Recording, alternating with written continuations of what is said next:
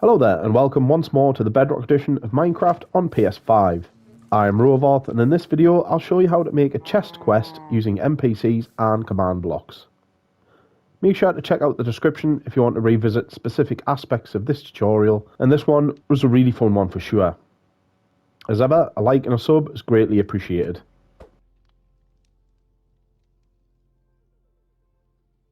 Since we went to the watchtower in the last video, I think today we will... wait a sec. I've never noticed those steps before. Let's go check it out. Okay, there's some sort of magic emanating from that archway. Whoa, where am I now? There's a building there. Wonder who lives there. Nether fauna? Beehives? Fascinating. Hello? Anyone home? Oh, a cow.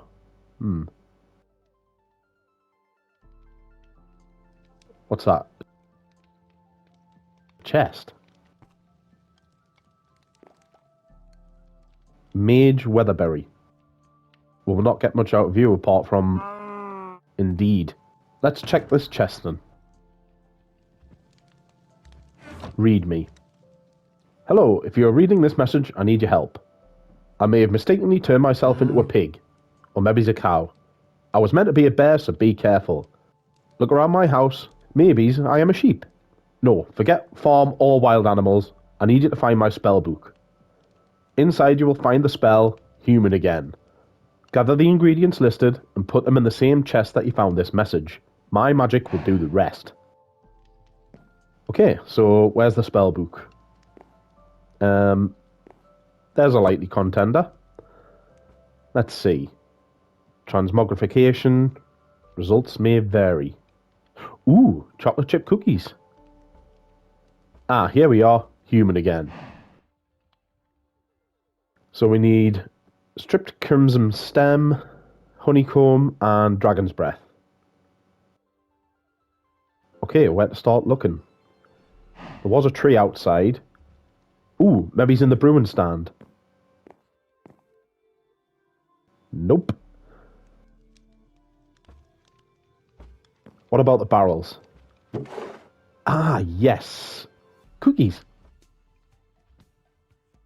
Oh, and dragon's breath potion. Health potion too? Why not? Anything in the other barrel? Yup, there's another dragon's breath. Okay, so honeycomb. We can get that from the beehives outside. We just need some shears.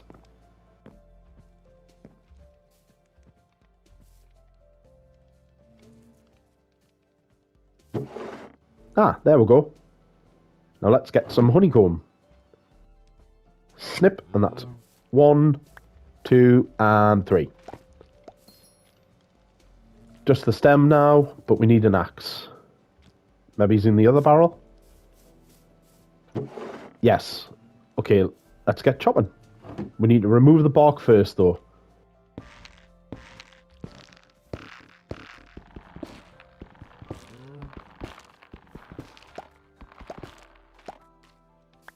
Okay, that's 5. Now to put all the items in the ender chest.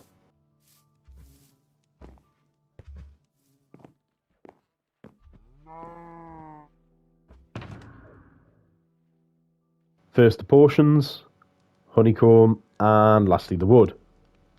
Whoa, let's stand back a bit. Mage Weatherberry, kinda.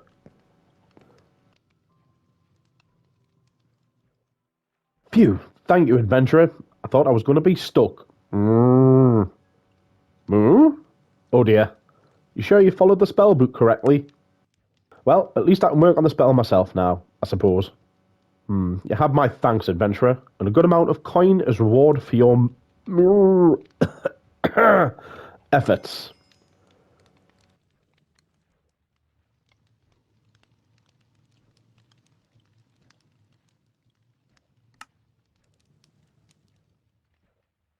Now, adventurer, I have much to do. I will return you to Redshire village. Return to me if you'd like to be my replacement apprentice. Replacement?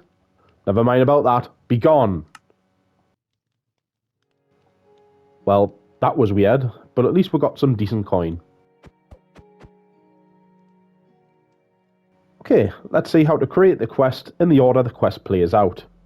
Items you will need include a command block, a structure block, an anvil, an ender chest, a redstone comparator, a cow spawn egg, and I have a dirt path block for repairs as we progress.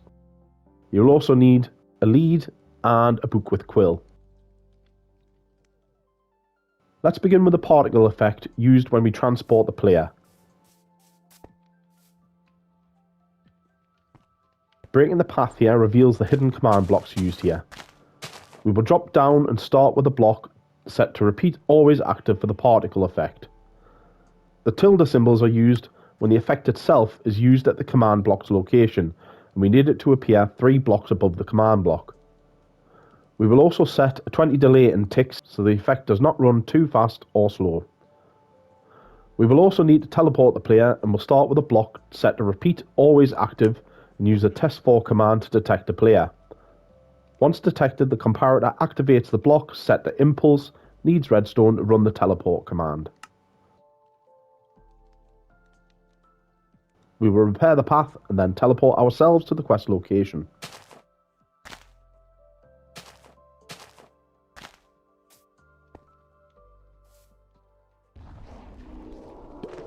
On arrival, we will automatically accept the quest from hidden command blocks under the path. Again, we use a block set to repeat always active and the testfor command to detect the teleported player. Then the comparator will activate a title, subtitle and play sound command.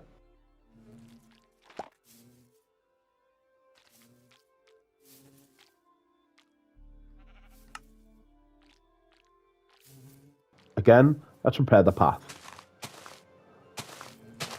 Let's move on towards a house where Mage Weatherberry has turned himself into a cow.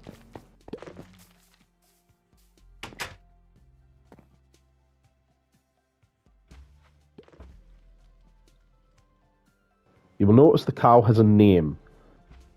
This is done using the anvil I have placed here and the spawn egg for the cow. Place the egg in the anvil and we can rename it. We will also use the section symbol to change the text colour to yellow and match that of the default NPC name text. Every cow now spawned with the renamed egg will then have the name Mage Weatherberry. Now we can look at setting up the NPC and then the ender chest. We have 3 NPCs for this quest and have covered how to summon and tag them in previous quest videos. One problem with the 2 block head clearance is that the NPC can spawn all in shadow and appear black. To prevent that, I have placed a frog light above each NPC. You will notice that this NPC is within the frame of the structure block set into the floor. Further to items, NPCs can be saved using the structure block. Adjust the X, Y and Z values to suit. The Y value needs to be set at least 2 blocks. Then make sure include entities is selected and then rename and save the NPC. The great thing here is that when you save the NPC, it will also save any dialogue and any commands entered into the advanced settings.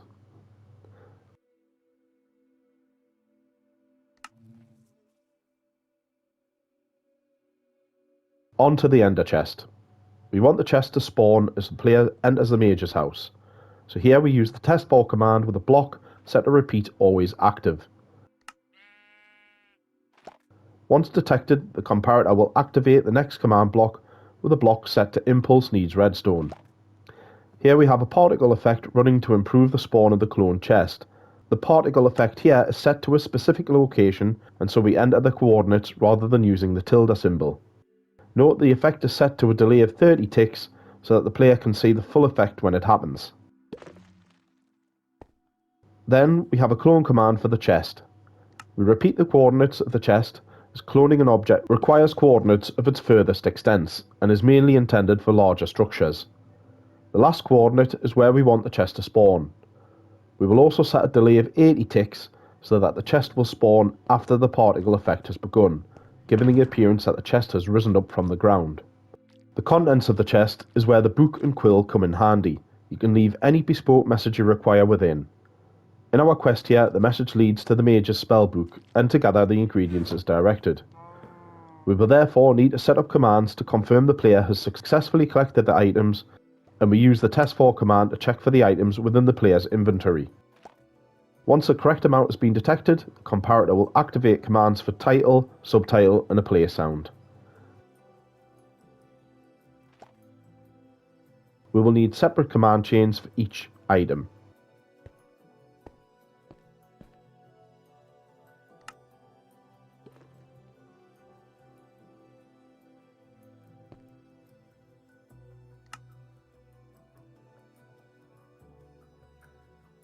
Once the player has collected all the items required, the player will then need to deposit them all in the chest.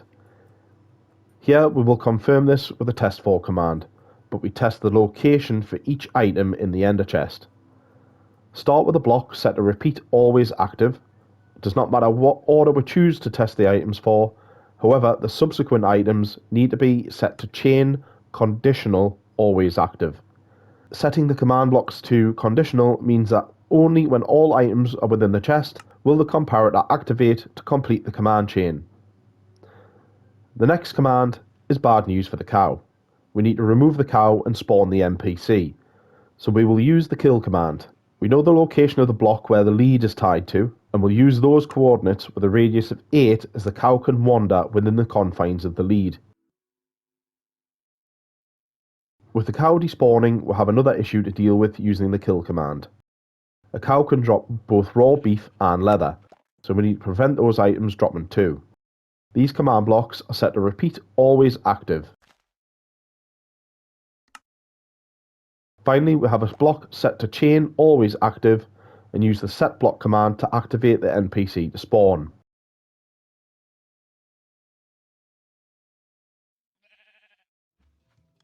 I have cleared the floor to expose the hidden command blocks used to summon the NPC.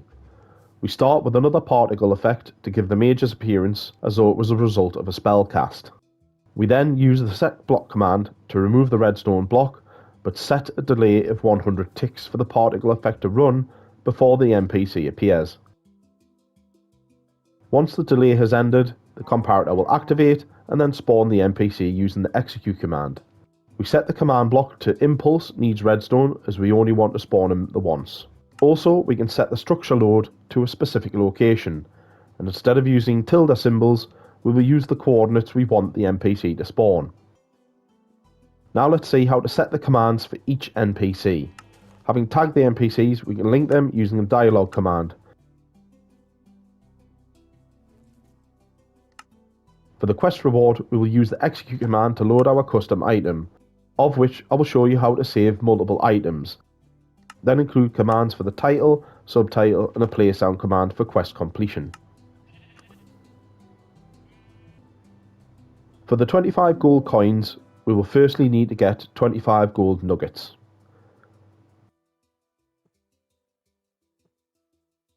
Now we use the anvil to rename the entire stack.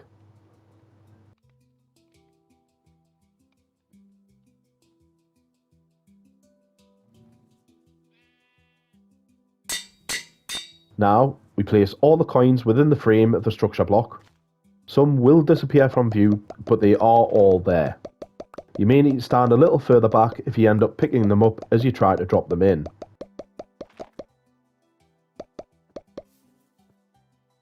Once all under, name and then save them.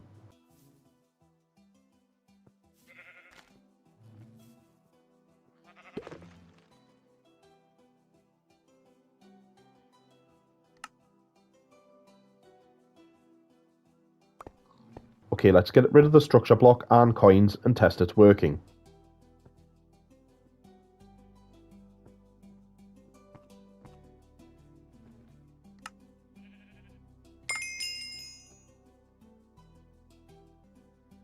We will lastly send the player back to the village using the third NPC. So using the dialogue command to link NPCs, we can then use the teleport command to return the player to Redshire village. To make it appear better, we can also use a particle effect set to the same location you want the player to be teleported.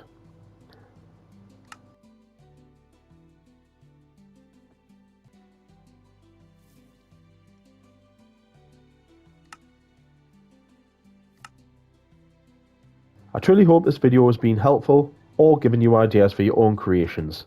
If you have any questions or have any suggestions, please leave a comment. In the meantime, take care and thanks for all the support for the channel. Love all you guys. Bye bye.